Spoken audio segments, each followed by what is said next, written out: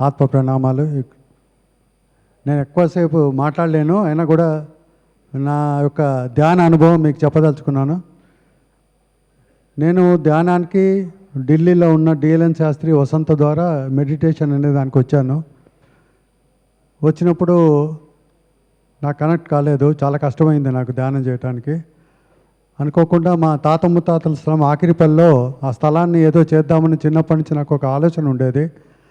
అది ఏం చేయాలని చెప్పి అర్థం కానిప్పుడు పిరమిడ్ కట్టమని మెసేజ్ వచ్చింది. నేను ఇంకా ధ్యానం చేయలేదు, పత్రికను ఒకటేసారి కలిశాను.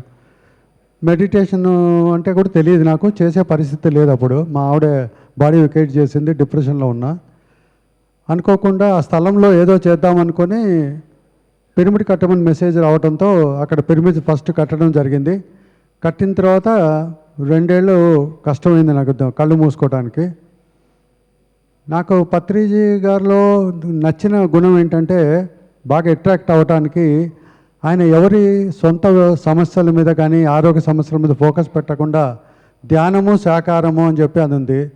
అది ఎంత అద్భుతంగా నచ్చిందంటే అందరూ కూడా మా దగ్గర రండి, మీ సమస్యలు తీరుస్తాం, మీ కోరికలు తీరుస్తాం, మీకు అది చేస్తాం, ఇది ఇదేం అనలేదు. కళ్ళు మూసుకొని ఆయన ధ్యానం చేయి. ఎవరైనా ఆయన దగ్గర ఎవరైనా సొంత సమస్యలు చెప్పడానికి వచ్చినా కూడా ఆయనకి అన్నీ వినేసి ఈమెను తీసుకెళ్ళి పిరమిడ్లో ధ్యానం చేయించు అనేవాడు. ఏమి సొల్యూషన్ చెప్పేవాడు కాదు. నాకు అన్నిటికంటే ధ్యానంలో నా వరకు పత్రిజీ చెప్పిన 18 ఆదర్శ సూత్రాలు నా దాకా వచ్చినప్పుడు నేను ఎంత ఆచరిస్తాను అనేది నాకు ఛాలెంజ్ అయింది.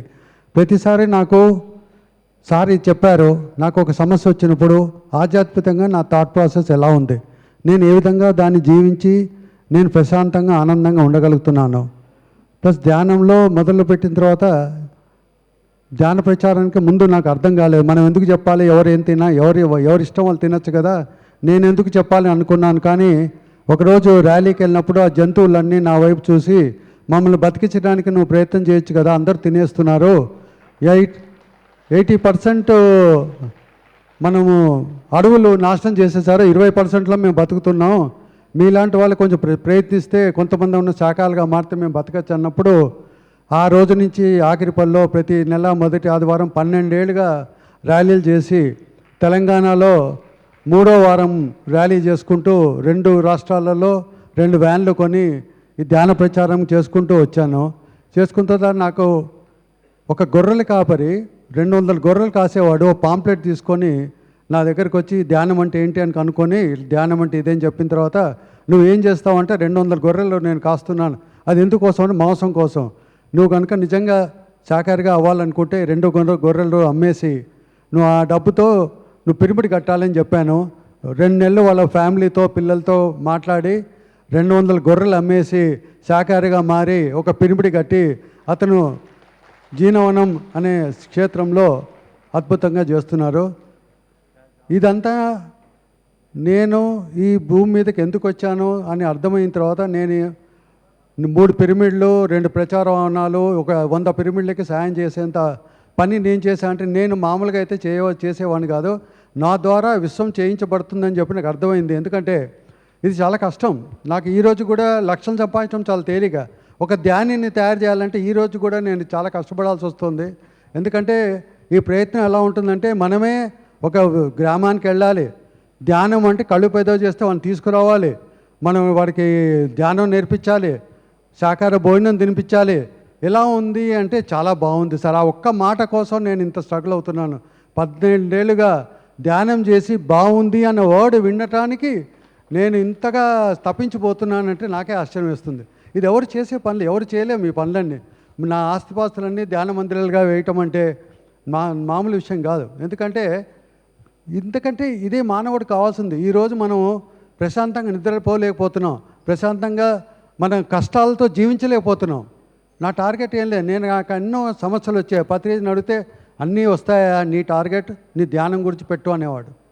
సో ఒక సాటి మనిషికి ఈరోజు ఒక ధైర్యాన్ని ఆత్మ ధైర్యాన్ని ఇవ్వాలంటే ధ్యానం తప్పితే వేరే మార్గం అని తెలుసుకున్నాను. ఈరోజు నా టార్గెట్ ఏం లేదు, సాయంత్రం అన్నం తిని ధ్యానం చేసి ప్రశాంతంగా పడుకోవాలి, ఎందుకంటే వేరే కోరికలు లేకుండా అయిపోయింది.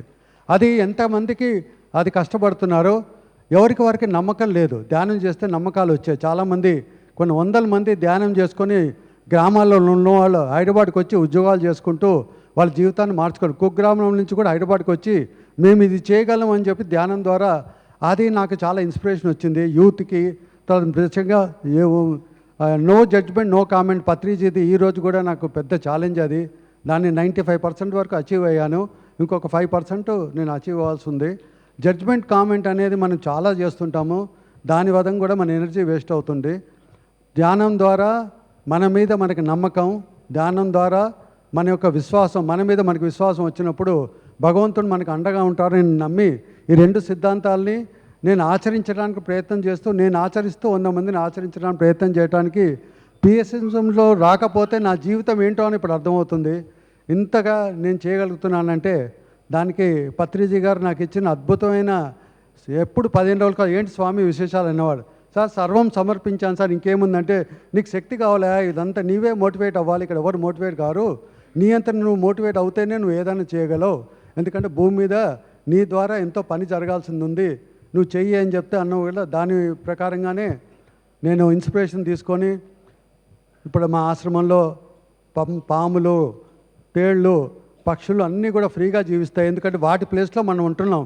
నేను రోజు మా ఆశ్రమానికి వెళ్ళేటప్పుడు రిక్వెస్ట్ చేస్తా, మమ్మల్ని ఏం చేయకండి, మీ ప్లేస్లో మేము వచ్చి ఉంటున్నాం, మమ్మల్ని జీవించనివ్వండి, మీరు జీవించండి అని చెప్పి అవి ఎంతో అద్భుతంగా 200-300 పక్షులు, గోశాల, నెముళ్ళు, ఒక అద్భుతమైన సుందరమైన ఆశ్రమాన్ని నిర్మించి ప్రతి ఈ రోజు నుంచి 63 వారాలుగా నేను ప్రతి సండే హ్యాపీ సండే ప్రోగ్రాం అక్కడ చేస్తూ చుట్టుపక్కల గ్రామాలకి వ్యాన్ పంపించి జనాలు తీసుకొచ్చి ధ్యానం నేర్పించి శాకాహారం భోజనం తెప్పించి చాలా బాగుంది అని ఒక మాట కోసం నేను తప్పించి ఇంత అద్భుతంగా చేస్తున్నాను. దయచేసి మీరందరూ రండి. జీనవనం మహాయోగి ధ్యాన కేంద్రం నల్గొండ నుంచి 35 కిలోమీటర్లు, అన్ని వసతులు ఉన్నాయి అక్కడ. అన్నిటికన్నా గొప్పతనం అంటే ఒక చింత చెట్టు ఒక గొడుగులాగా ఏర్పడి, ఒక కాన్ఫరెన్స్ అలాగా ఏర్పడి మన కాళ్ళు నేలకు తగులుతూ అక్కడ పక్షులన్నీ సౌండ్ చేస్తూ ఉంటూ మనం పత్రిజీ గారు ఫ్లూట్ వాయిస్తూ ఎంత అద్భుతంగా ఉంటుందంటే వచ్చిన వాళ్ళందరూ మెస్పరైజ్ అయిపోయారు. ఈ యొక్క జర్నీలో నాకు మా అబ్బాయి యశ్వంత్ వరుణ్ అతను నాకంటే ముందే ధ్యానంలోకి వచ్చాడు. నేను అడిగాను, ఏరా ఇంత డబ్బు ఖర్చు పెడుతున్నాను, నేను ఎప్పుడు ఫంక్షన్కి రాను, నీ ఇంటికి కూడా రాను కదా, నువ్వు ఏమనుకుంటున్నావు అంటే, నాన్న ఇలా జీవించే అవకాశం ఎంతమందికి ఉంటుంది నాన్న, నువ్వు నిజంగా గ్రేటు, నీకు ఫుల్ సపోర్టు అని చెప్పి మా కోడలు రాఘవీణ చాలా కష్టమైంది నాకు మా అబ్బాయికి పెళ్లి చేయడానికి, 4 ఏళ్ళు పట్టింది. అతి కష్టం మీద దాని మెడిటేటర్ దొరకాలని, దాని కష్టం అంటే మెడిటేటర్ దొరకాలని లక్కీగా దొరికి, ఆమె కూడా మా పిచ్చిలో ఆమె కూడా పెద్ద పిచ్చి అయిపోయి ఇప్పుడు మామ ఏం కావాలి, ఏం చేయాలి, ఇంకేం చేద్దాం, ఏ సెంటర్లో ఏం చేద్దాం, ఏ సెంటర్కి ఎంత డబ్బు కావాలని చెప్పి నాకు తోడుగా నా కొడుకు, మా అమ్మ, ఇంకా మా ఇంతకంటే 91 ఏళ్ళలో మా అమ్మ 20 hours మెడిటేషన్ ఛానల్లే చూస్తుందండి, ఇంకేం చూడదు ఆమె, ఏం చేయదు. ఈరోజుకి అద్భుతంగా పచ్చళ్ళు పెడుతుంది, బోళంత డబ్బు డొనేషన్ చేస్తుంది. దాని అందరికీ మెడిటేషన్ ద్వారానే ఇవన్నీ సాధ్యమండి. Thank you very much for PSSM, thank you very much for Patriji madam and Patri sir నా జీవితాన్ని మార్చారు. ఈరోజు కూడా 15 రోజులకు వస్తాడు, ఏంటి స్వామి విశేషాలు అంటాడు. నన్ను ఆయన ఆరాలో ఉన్నందుకు నేను ఎన్ని జన్మల్లో అదృష్టం చేసుకుని ఉంటాను. ఆయన లాంటి మహానుభావంతో నేను కలిసి ఉన్నాను. ఆయన ఎంత ఇన్స్పిరేషన్ ఇచ్చాడు, అన్నీ చెప్పాడు నాకు, ఎన్నో ఆధ్యాత్మిక విషయాల గురించి నాకు బోధించాడు. I'm very thankful to PSSM. నా లైఫ్ పిఎస్ఎస్ఎంకి అంకితం. Thank you.